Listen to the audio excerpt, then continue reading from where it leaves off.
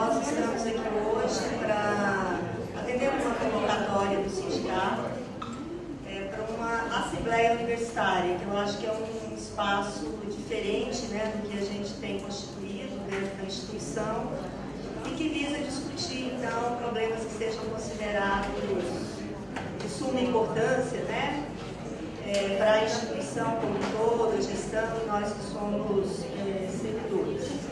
O tema em pauta hoje é a questão da autonomia institucional, que eu reputo de suma importância, né, tendo em vista os eventos de 2016, onde tanto direitos civis como direitos políticos têm sido constantemente atacados pelo governo Michel Temer, né?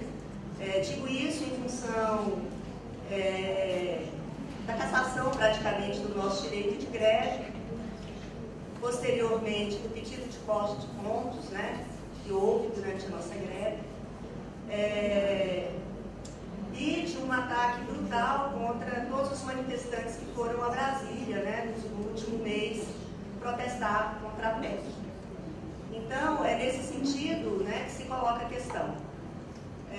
Quais os limites e quais as possibilidades de autonomia dessa autarquia frente a essas políticas que o governo vem desenvolvendo. Então, esse é o tema que vai ser discutido hoje. E eu gostaria, primeiramente, antes de compor a mesa, dar as boas-vindas. Primeiramente, para todos os servidores e servidoras aqui presentes, alunos e alunas, e para os membros da reitoria também aqui presentes. O professor Jerônimo Rodrigues da Silva, reitor, o nosso diretor executivo, Adelino Cândido Pimenta, o pró-reitor de administração, professor Ubaldo Leotério da Silva, pró-reitor de desenvolvimento institucional, Weber Tavares da Silva, e a pró-reitora de ensino, professora Adriana dos Reis Ferreira. Além disso, o nosso atual diretor em exercício, o professor José Luiz Pinheiro, né? Estão todos aqui presentes para participar dessa discussão conosco. Para compor a mesa, então, eu já convido o professor Jerônimo, reitor do IFP.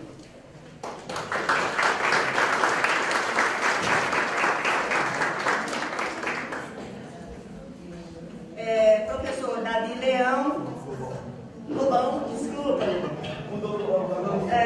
Só me mudou o bicho. Do IF Paraíba, representante do Sinasef, na CSP Lucas.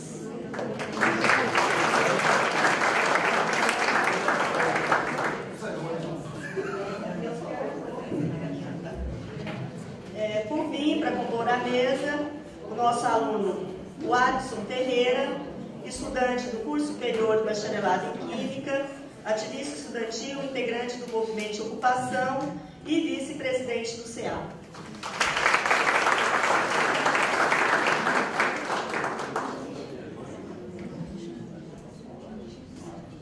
Bem, a gente vai funcionar da seguinte maneira. No primeiro momento, cada membro aqui na mesa terá 10 minutos de fala. No segundo momento, a gente abrirá para a Assembleia fazerem as perguntas que acharem pertinentes e logo em seguida a gente abre para o debate, tá bom? Então, passo a palavra para o professor Jerônimo.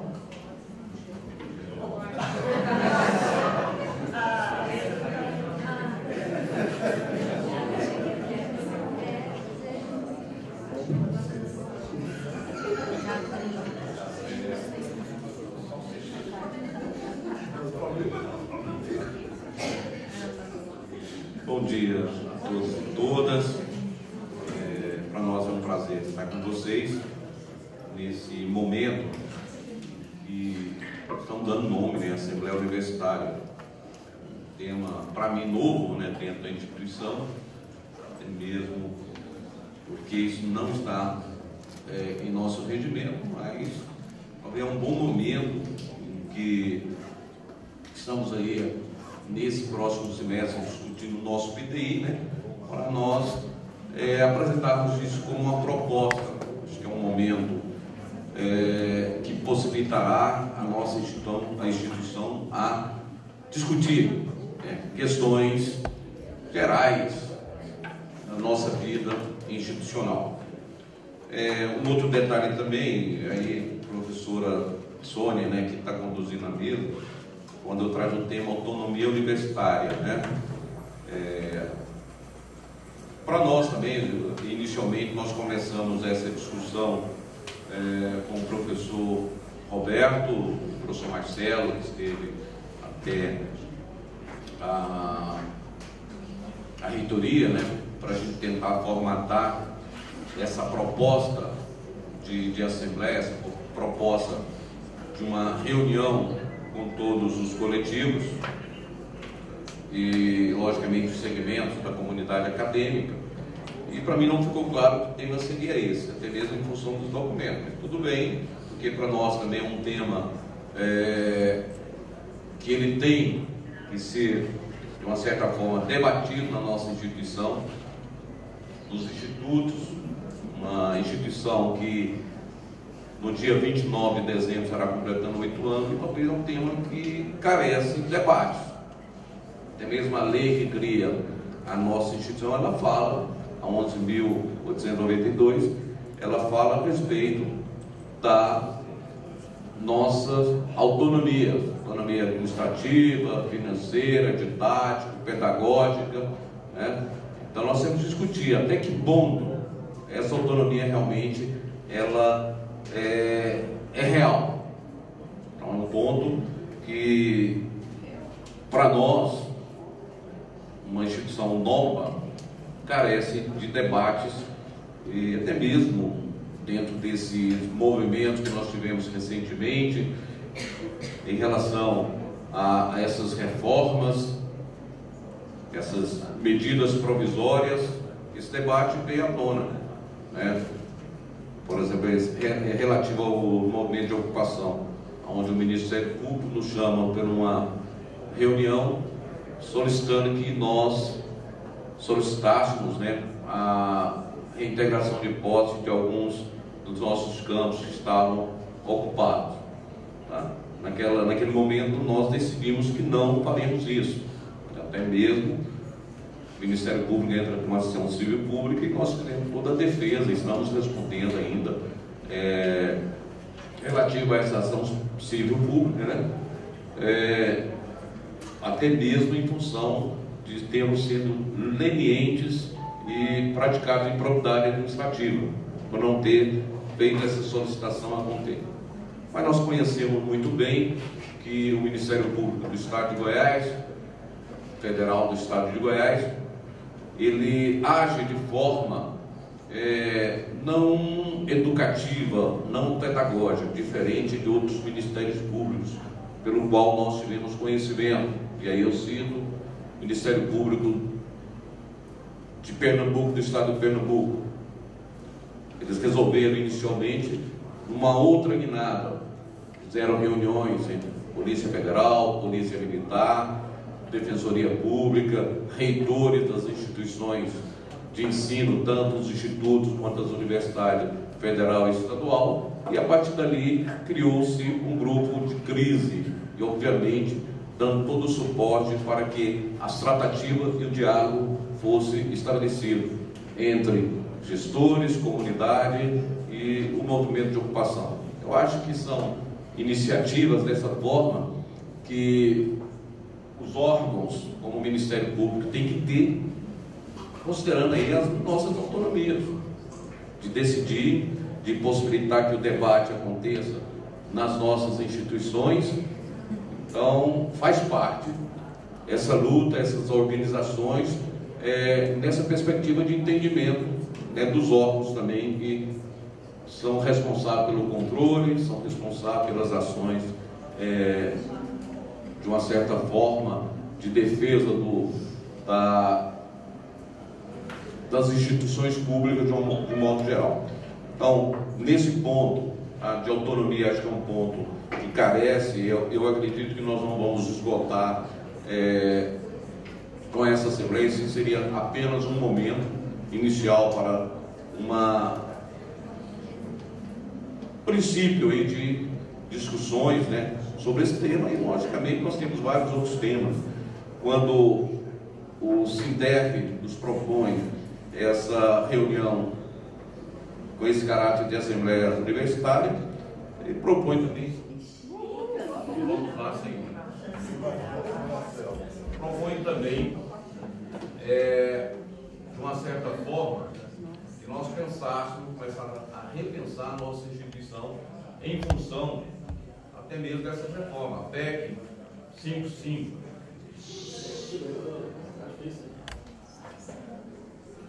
PEC 55, que traz aí um limite de gastos durante os próximos 20 anos. Como é que é isso?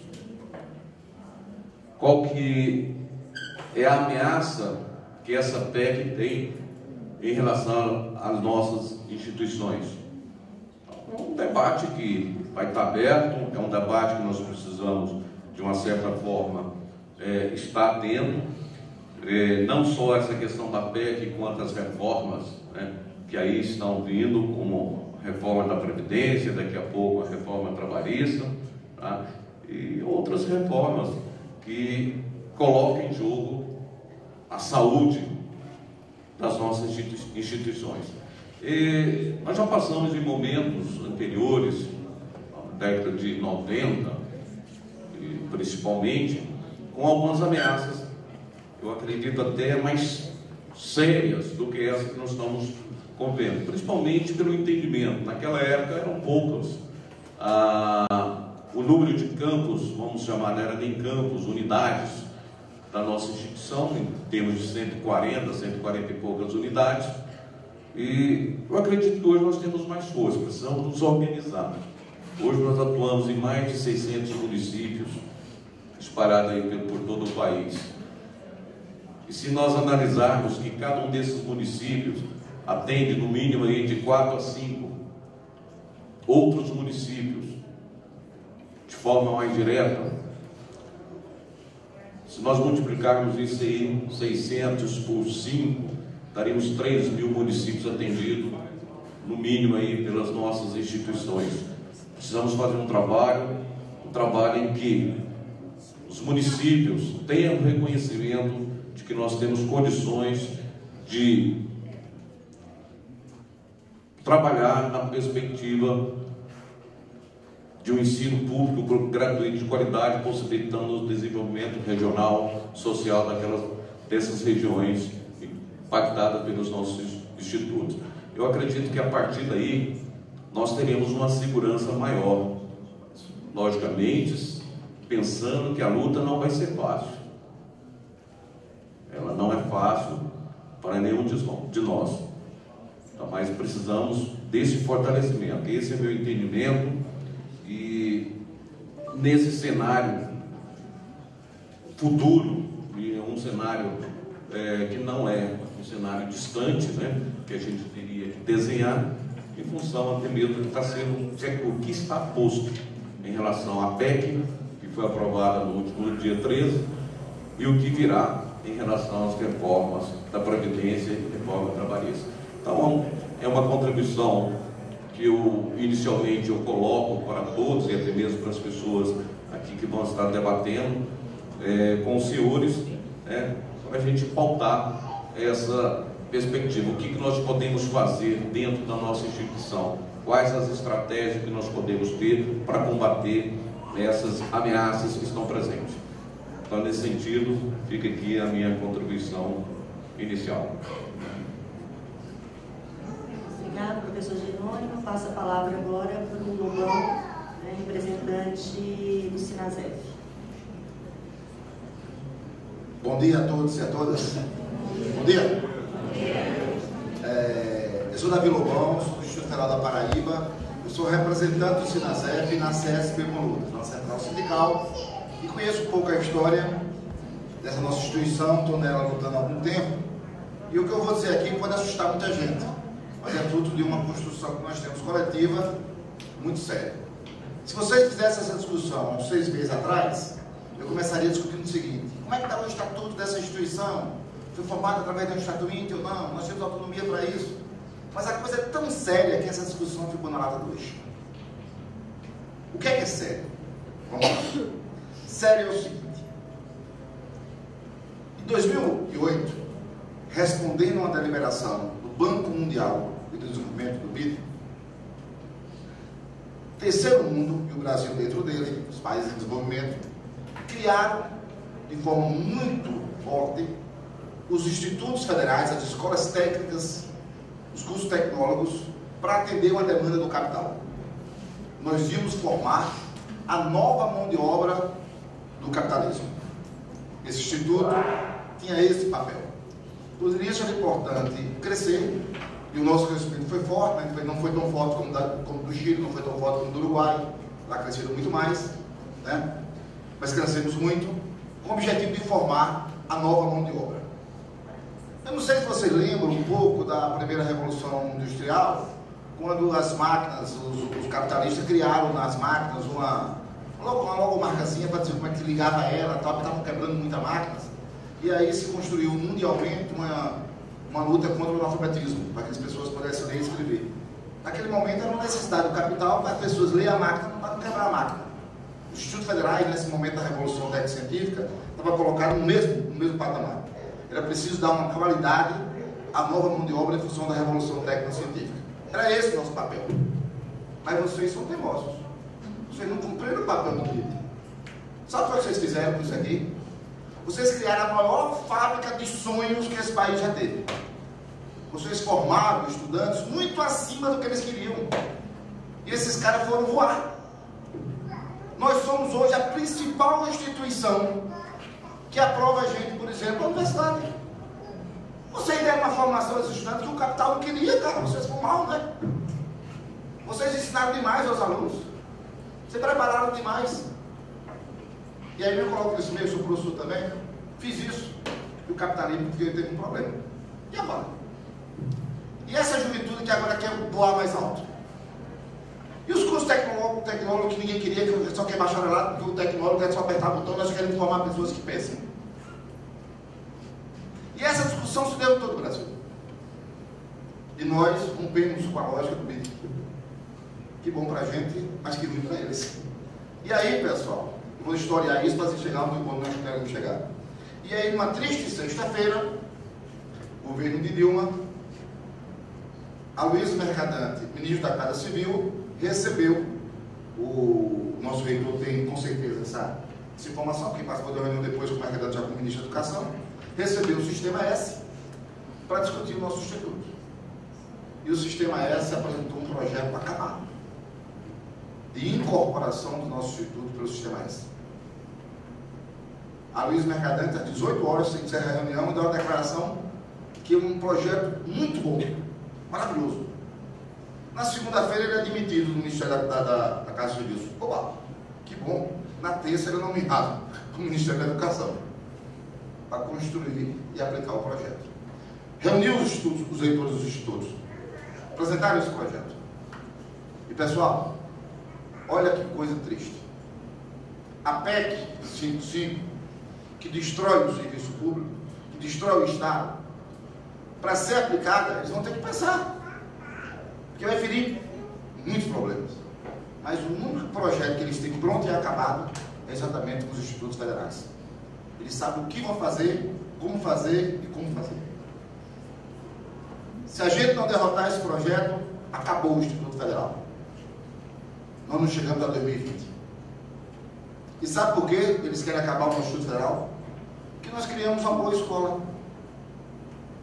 Porque nós criamos uma escola de qualidade. E aí eu fico muito feliz, mas muito feliz, de fazer esse debate aqui com a presença do reitor, dos diretores, porque essa luta nós temos que travar o Brasil. Estudante, gestão, trabalhadores, servidores, tem que travar essa luta ombro a ombro. A defesa da nossa instituição. Alguém leu a entrevista da secretária do MEC que ela fez na semana passada?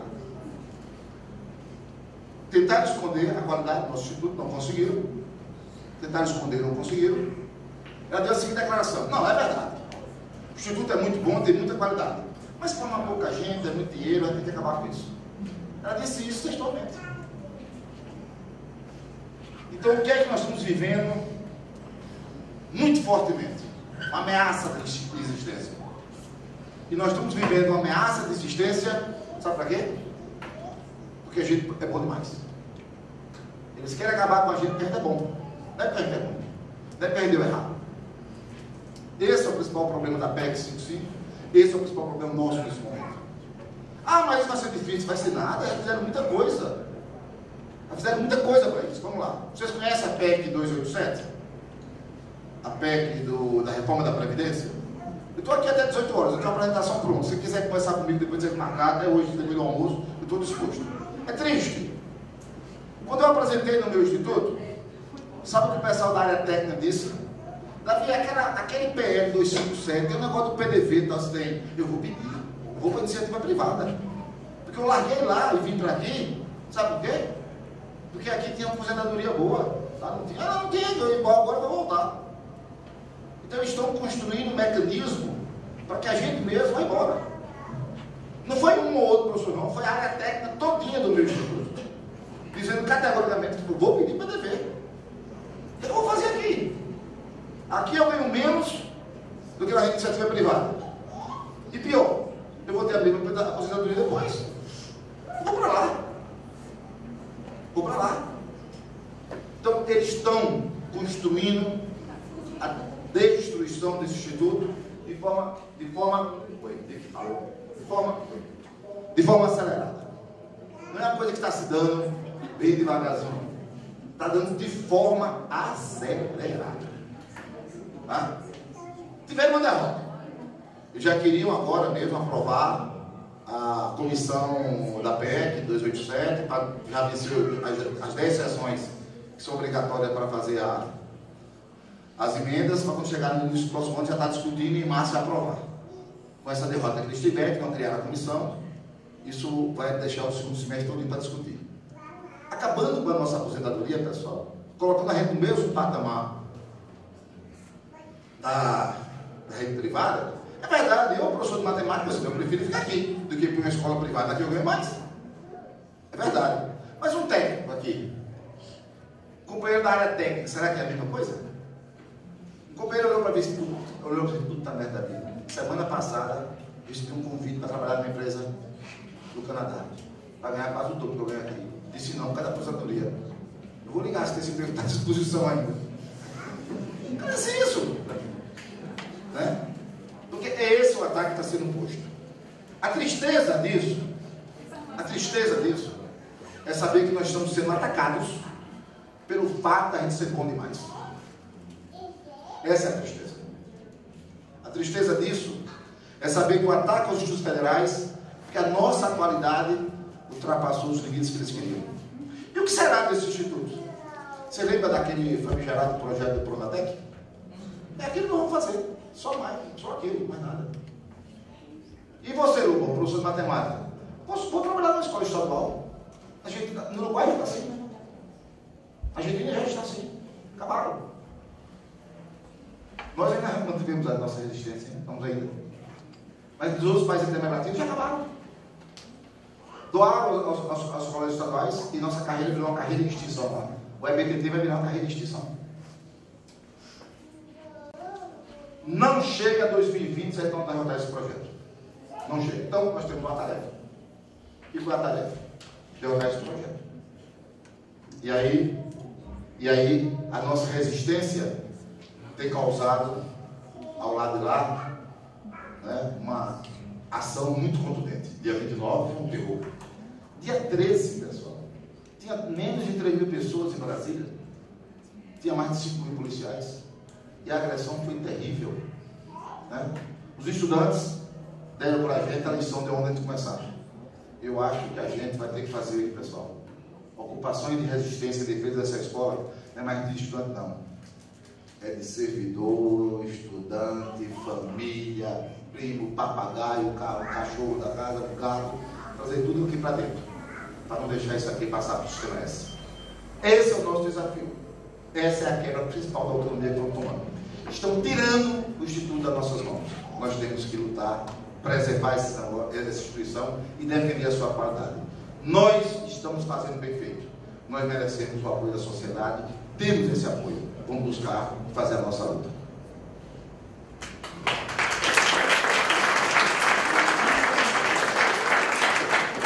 Obrigado, Lobão. Passa a palavra agora para o Alisson, né, aluno, representando o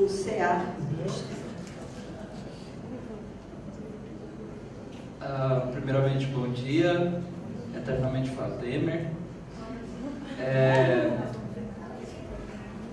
Bom, eu venho aqui representar um segmento, que é o segmento estudantil, né, que é numericamente a maioria dentro da instituição, né, mas que é um segmento muito estratificado, muito diverso, e que por isso provavelmente pode ter alguns posicionamentos que não são consensuais, né? Mas eu fui convidado e vim aqui, né?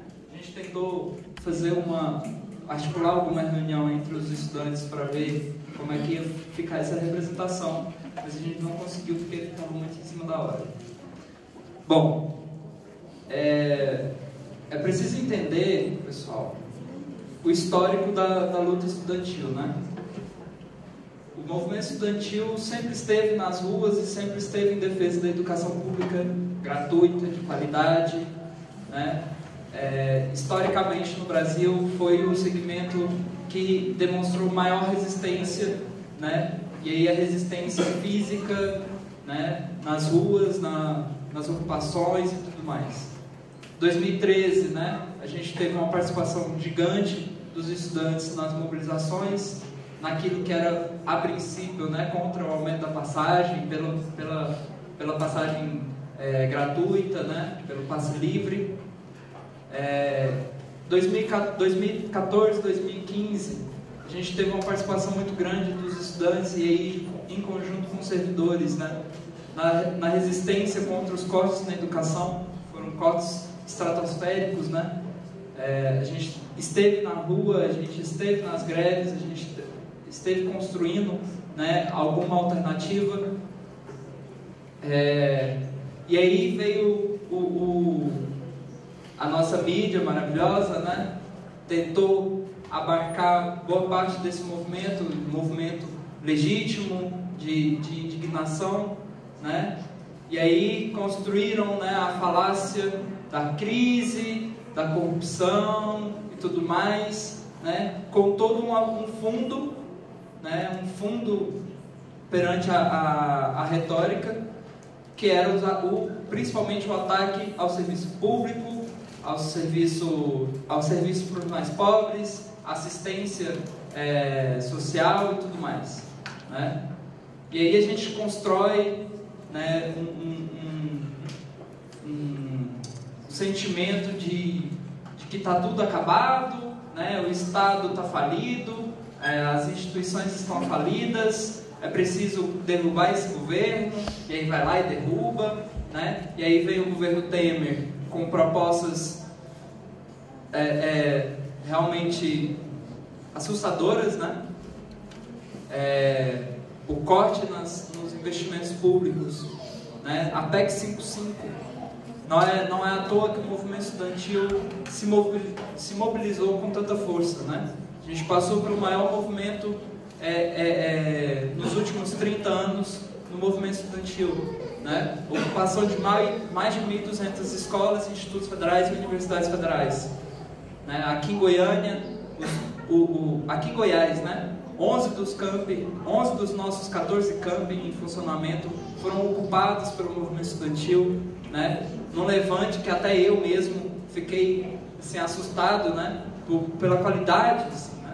A gente não esperava que existissem, né, pessoas de fato construindo isso em locais mais remotos e tudo mais, né? Mas a indignação e o poder de visão à frente, né, mobilizou esses estudantes, né? E não é à toa que o dia 29 contou com 50, 60 mil pessoas, e a maioria absoluta, visível, era de estudantes, né? Os estudantes estão mobilizados e os estudantes sabem o que tem por aí, né? E é preciso caracterizar o que vem por aí. A PEC 55, ela acaba com os direitos sociais, ela acaba com o Estado democrático de direito, né? O Estado social do Brasil, que é o Estado que prevê, né, a tentar mediar, né, as diferenças sociais, as desigualdades e tudo mais, né? E aí o serviço público ele serve muito para isso. Então a educação pública ela é a primeira. A educação pública é a que forma o pobre, o trabalhador, né, para pensar. E isso nos últimos anos, né, na última década principalmente, mais fortemente, né, tem crescido, né? A universidade cresceu, o instituto cresceu, o instituto cumpriu uma tarefa gigantesca e importantíssima para isso, né? As classes mais baixas, né, os trabalhadores, né, os filhos dos trabalhadores, como eu, tivemos a oportunidade de entrar na universidade, de entrar no instituto, né? E eu entrei aqui em 2010 ainda, como estudante do técnico em eletrônica, e aí depois vi que não era aquilo, fui para o controle ambiental, me formei em controle ambiental e continuo aqui, né, no bacharelado em química, porque eu sinto que é esse o meu espaço. É esse espaço que eu tenho que construir e é esse o espaço que eu tenho que defender, né? E não é à toa que eu estive nas ocupações, que eu estive participando, né? Tenho construído o movimento estudantil aqui há muito tempo, né? Até mesmo os gestores me conhecem por isso, né? É importante que a gente saiba, né? E aí eu venho chamar a atenção. Os estudantes sozinhos não conseguem construir nada, né? Não importa se tiver 100 mil estudantes nas ruas em Brasília, porque a polícia vai descer o cacete, assim como fez no dia 29 e no dia 13. As bombas de gás lacrimogênio, bala de borracha, cavalaria, todas foram direcionadas aos estudantes. Todas foram direcionadas à juventude, né? E era a juventude que estava lá resistindo, né, combatendo, fazendo com que a polícia recuasse, né? É a juventude que está fazendo isso. Mas só isso não basta, né? Se a gente não tiver de fato uma mobilização, né, ombro a ombro, como o companheiro disse, né, com os gestores das instituições, com os servidores das instituições, com os trabalhadores em geral, né, porque é importante lembrar que essas reformas não vêm só para a educação, ela ataca diretamente a educação, mas ela não vem só para a educação, ela vem para todos os trabalhadores desse Brasil, né? Se a gente não tiver a capacidade de construir com os nossos colegas, né, aqui dentro do Instituto, se a gente não tiver a capacidade de construir com os nossos vizinhos, com os nossos conhecidos, né, a consciência de que o Estado Social brasileiro está fadado ao fim e que o serviço público e que a assistência para os mais pobres está fadada ao fim e que o trabalho vai ser precarizado e que os trabalhadores vão ter que trabalhar até o fim da vida, né? Eu estava pensando nisso mais cedo hoje. Falei, poxa, eu estou me formando em química, trabalho com produtos tóxicos, alguns anos da minha vida já vai aí. Sou militante. O psico, né? O desgaste com a militância, né? Mais alguns anos da minha vida. E aí agora vem o Temer e fala que eu tenho que trabalhar até 70, 75 anos para conseguir ter alguma aposentadoria. Eu cheguei à conclusão, não vou aposentar, né?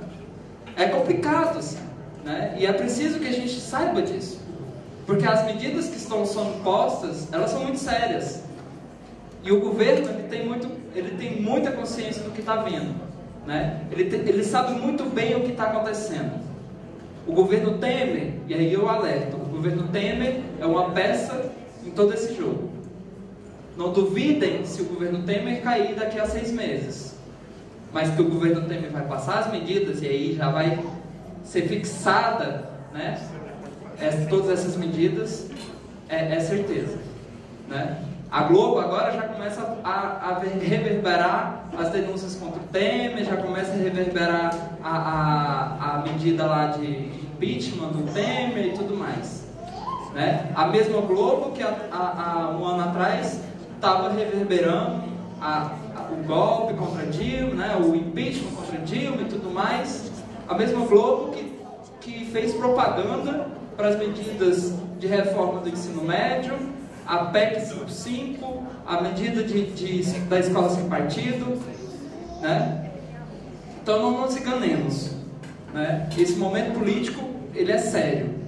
O momento político de transição né, para um Estado fraco, com poder econômico da população em geral, do povo brasileiro, muito fraco, e com leis trabalhistas muito severas, né? E aí os estudantes estão cumprindo sua tarefa, os estudantes estão mobilizados. Infelizmente a gente não tem muitos estudantes aqui, porque, enfim, foi pouco tempo para divulgação e tudo mais, né? Mas a gente tem que se mobilizar. E aí a instituição ela tem que estar muito bem centrada nisso, né? Tem que saber muito bem. A autonomia institucional, eu queria só falar isso para fechar. A autonomia institucional dentro dos institutos federais, ela é crucial para manter a democracia no Brasil, né? A democracia interna dos institutos federais, ela é crucial para manter algum tipo de alternativa nessa sociedade brasileira, né? Então, por isso, a resistência na autonomia desse instituto, ela é tão forte, ela é tão necessária, porque as medidas vão vir de cima para baixo a todo momento. E se a gente não tiver aqui, nesse espaço, uma trincheira, né, democrática, que realmente traga o povo para cá, né, que saiba debater com a sociedade, né, e esse é um dos papéis dessa instituição, né, trazer a sociedade e debater com a sociedade, né. Se a gente não conseguir construir essa trincheira aqui no Instituto, que tem autonomia institucional e que tem dever de ser democrático, minimamente democrático, né, a gente não consegue fazer nenhuma resistência, né? É esse o espaço que a gente tem que construir. É essa tarefa que está dada quando a gente fala sobre o debate sobre autonomia, né? A autonomia institucional, ela é crucial para permanecer algum tipo de espaço democrático, algum tipo de resistência nessas medidas que estão vindo. Obrigado.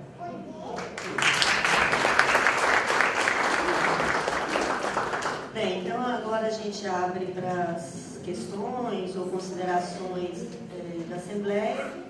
Nós vamos fazer blocos de 3, né? A cada 3 perguntas a gente abre então de novo para a mesa, que terá 3 minutos cada um, né, para responder. Então, estamos abertos.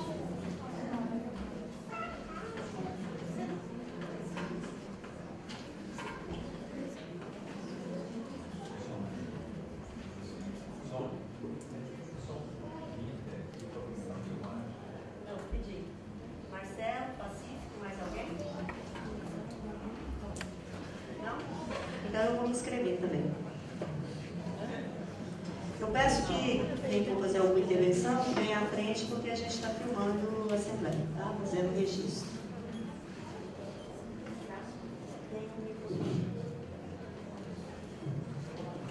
Bom dia a todos, bom dia à mesa. Fiz algumas anotações aqui acerca da explanação de cada um dos convidados. Gostaria de dizer algumas coisas e direcionar algumas questões aqui.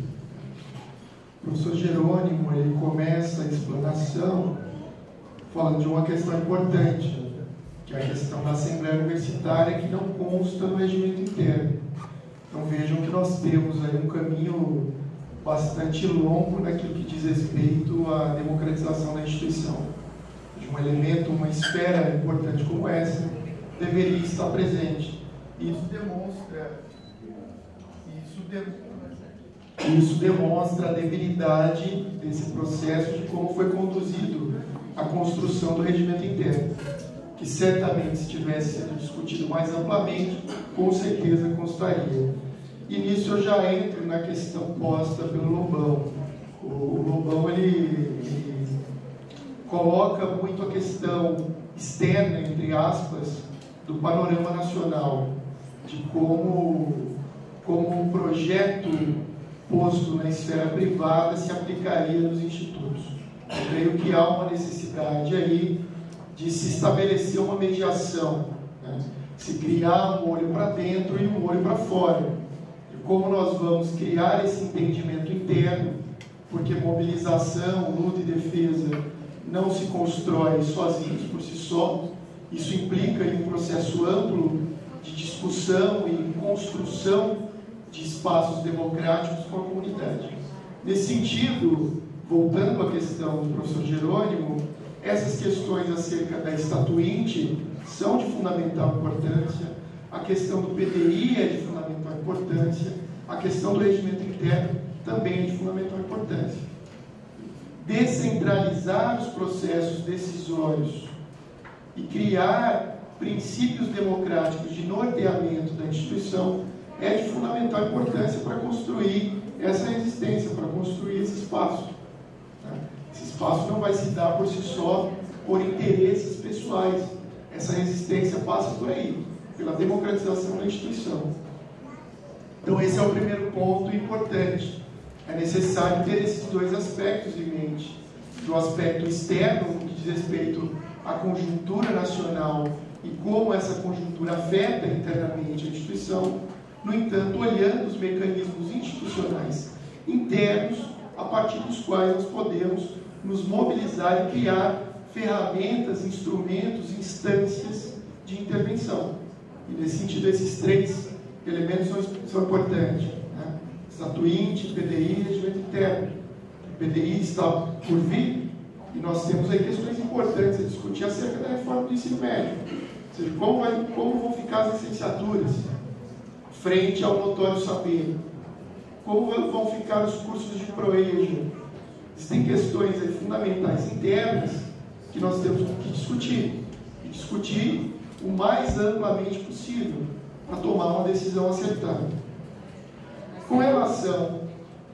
Já voltou? Eu esqueci de avisar, desculpa, um minuto, tá? Fala. Posso concluir? Pode. Com relação à questão mais geral, o professor Jerônimo colocou acerca de uma comparação com os anos 90. Eu acho que é equivocado. Nos anos 90 nós estamos vindo de um processo de abertura, de um processo de democratização e de consolidação, bem ou mal, daquilo que era a nova república.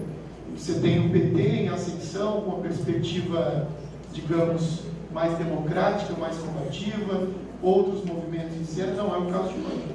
Hoje nós vivemos um colapso desse sistema político representativo, e esse colapso vem pela via de um golpe de Estado, em que nós não temos essa existência do ponto de vista democrático dentro da sociedade, e essas medidas vêm sendo tomadas unilateralmente, por uma via de golpe de Estado, por uma via intervencionista, por uma via extremamente complicada. Para o Alisson, rapidinho, nós temos um dado da Claxo, que é um estudo acerca da juventude na América Latina, que aponta que nós temos na América Latina 20 milhões de jovens que nem estudam e nem trabalham. Ou seja, isso torna a América Latina um barril de pólvora. E o Brasil entra nesse cenário agora, como está o Chile, como estão outros países. Então é importante mediar essas questões. Obrigada, mas esqueci de esclarecer. 1 minuto de fala, tá? Para cada pessoa que solicitar. Assim?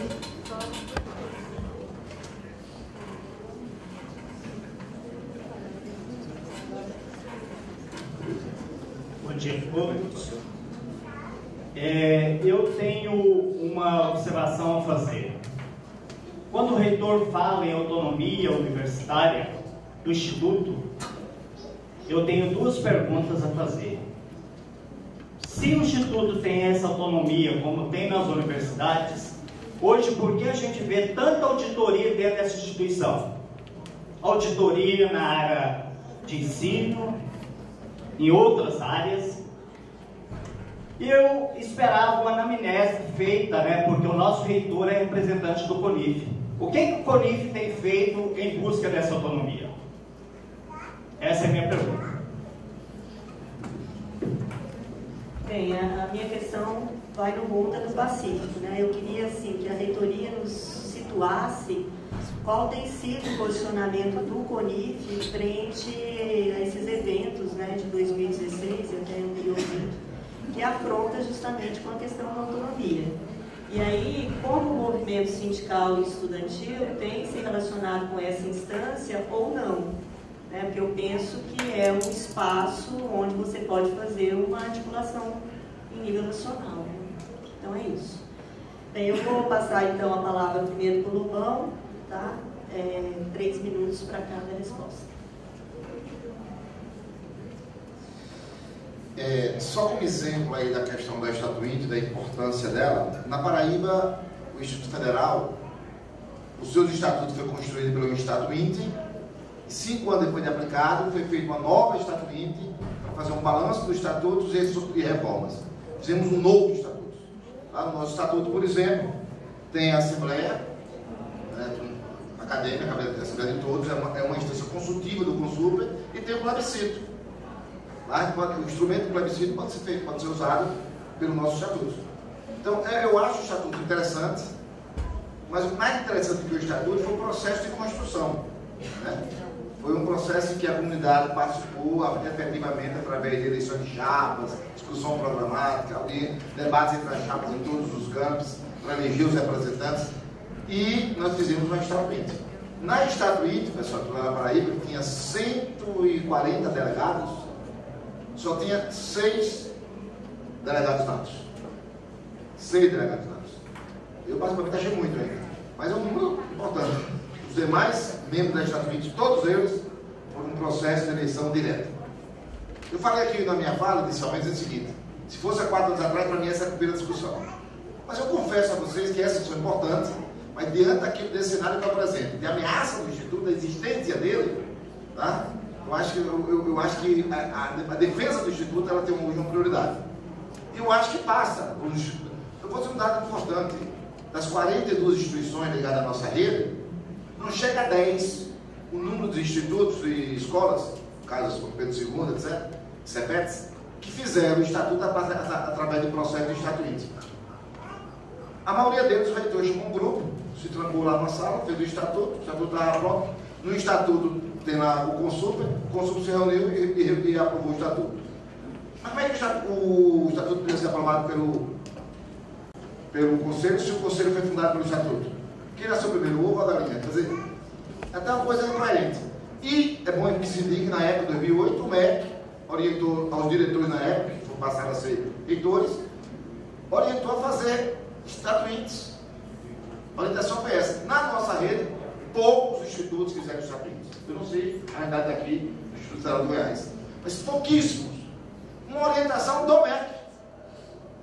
Não foi feito na maioria dos institutos.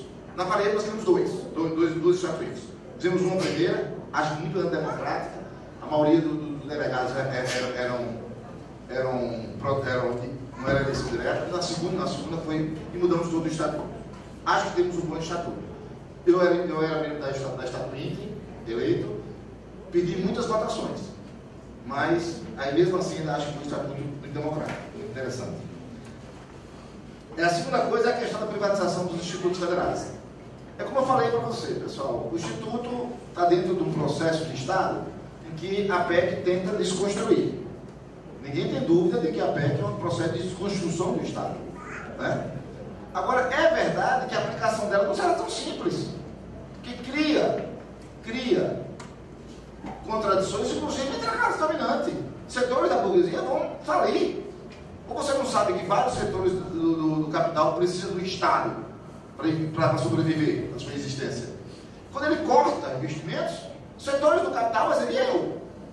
Mas é isso, né? O problema mais sério para a gente é que de toda essa dificuldade que eles vão ter que pensar na aplicabilidade da PEC 55, o problema mais sério, sabe qual é?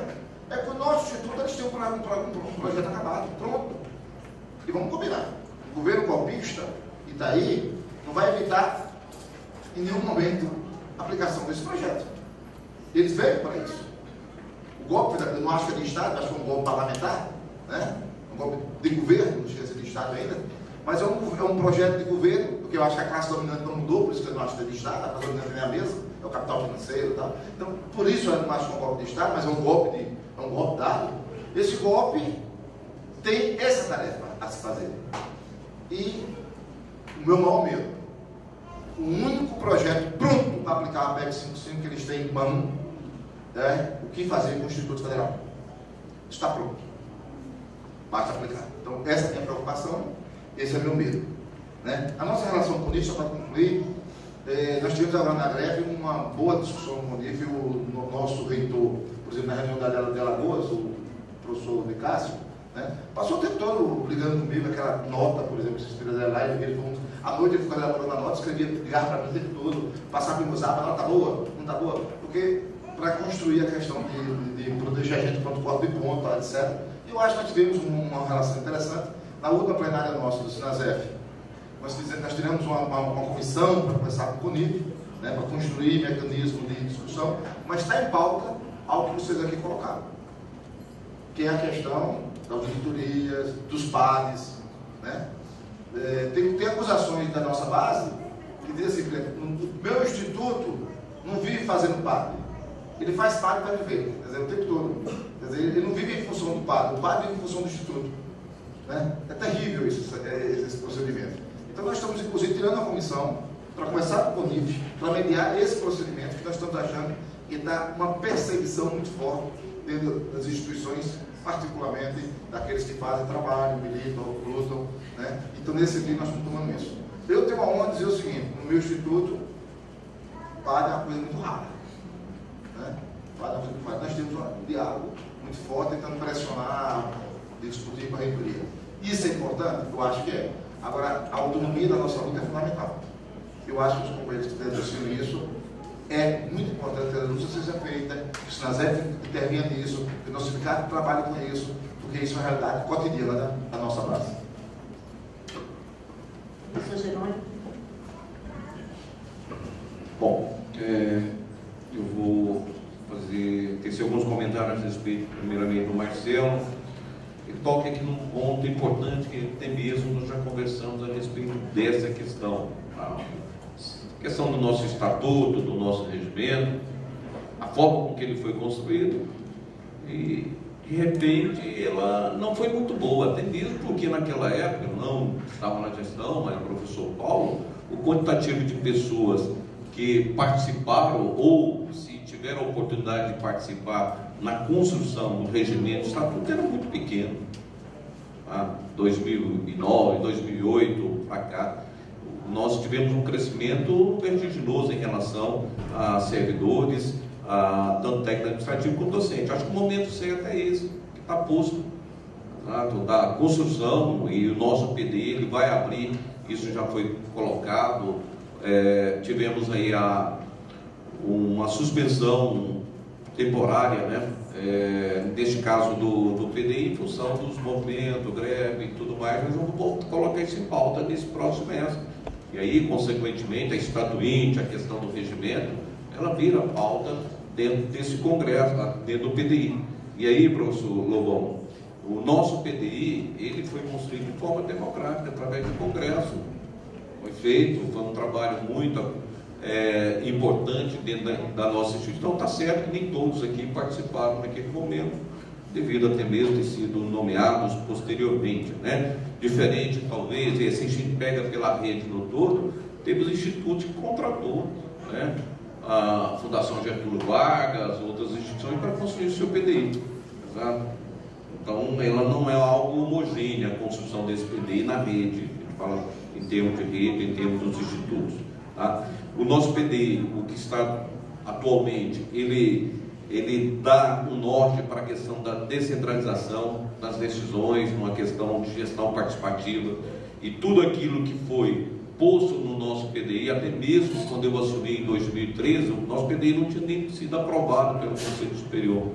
Foi uma das primeiras ações que nós apresentamos no Conselho Superior, e a partir daí passamos na perspectiva de construir, ou pelo menos dar os encaminhamentos àquilo que a comunidade tinha proposto como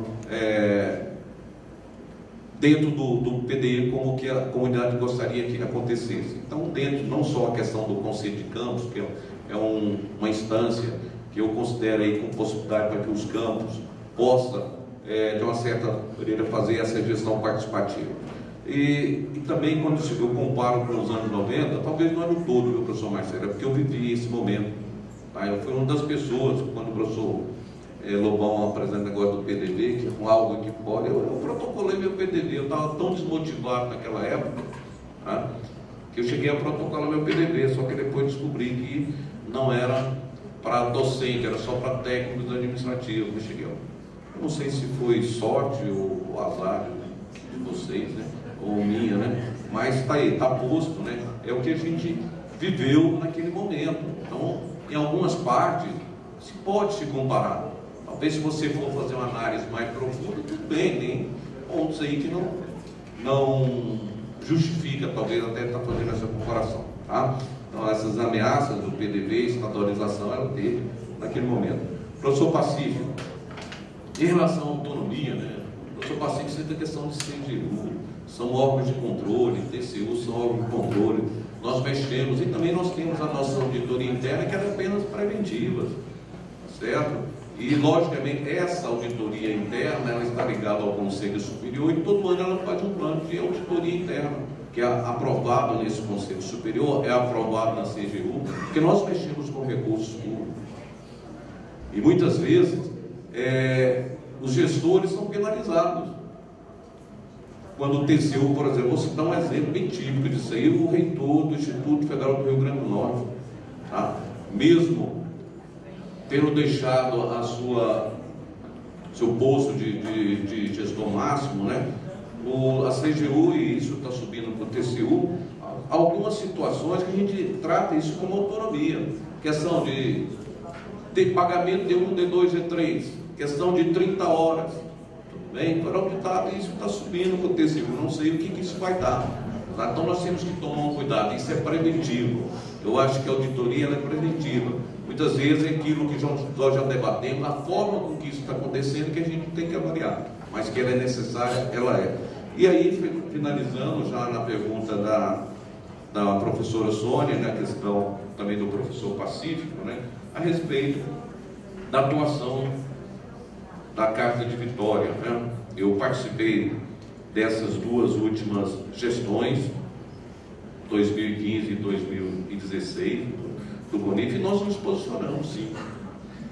Posicionamos, enquanto no processo de impeachment, fizemos muitos movimentos para que isso não acontecesse. Hoje nós somos vistos pela CETEC, ou pelo MEC no todo, como esquerda, petistas, tudo bem?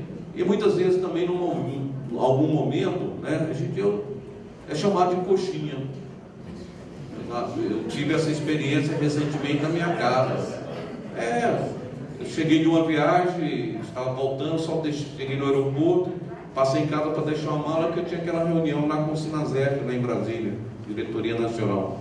E minha esposa participando desse movimento, de ir até casa lá do diretório do Ronaldo Caiado, juntamente com o pessoal dos científicos, né, daquele almoço e tudo mais.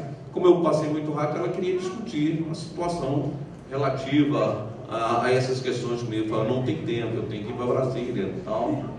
Aí ela falou, você virou coxinha mesmo. Então, muitas vezes a gente tem essa situação que nós vivemos como gestor. Agora, eu sou servidor dessa instituição, tá? Há 33 anos, sabe? Então, esse é o lado que a gente tem que estar discutindo. Estamos abertos para essa discussão de uma gestão democrática, tá? Nessa perspectiva de construção coletiva, é isso, e nós temos aí um semestre para fazer esse trabalho, exato, de construção daquilo que não estava de acordo na atual conjuntura, que a gente precisa, obviamente, né, fazer as suas correções, as suas adequações, e nós estamos com essa proposição, né, de estar trabalhando junto. Agora nós temos que entender também alguns questionamentos, algumas colocações que são feitas até a gestão, tá? Ela tem que ser entendida.